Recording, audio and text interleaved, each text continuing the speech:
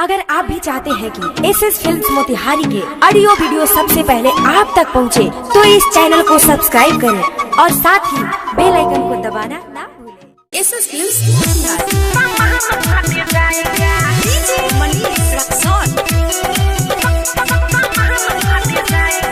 Music by Saurabh Iswaliya,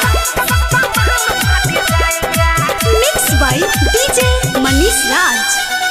सोना गाछी घर बाटे राज बाबा गाल हो, केतना जिला के हम कईनी कंगाल हो। सोना गाछी घर बाटे राज बाबा गाल हो, केतना जिला के हम कईनी कंगाल हो।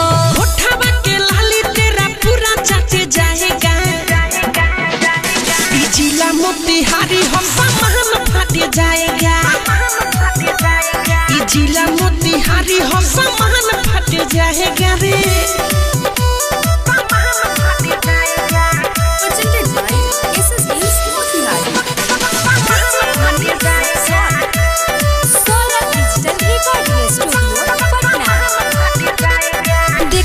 जवानी तो छोड़ के बपानी, जोश में ही जानी तू करा मन माने।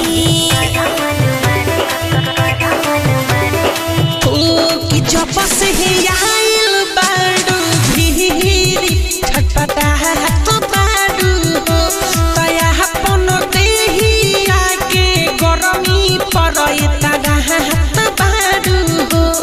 छेदा में लो भेदा तेरा नहीं हट पाएगा, अरे जिला मोतिहारी हम सामान फट जाएगा, अरे रे जिला मोतिहारी हम सामान फट जाएगा। डीजे मनीष रक्सौल,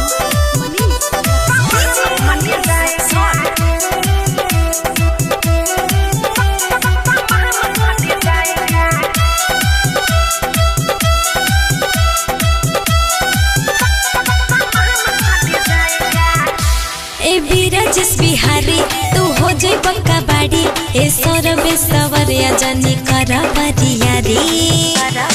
ओ कि मीठू मारा सलक है रहनी, ई गहना बाटे हो तो घरा रहा पतरलिया मुफसी कहना बाटे हो।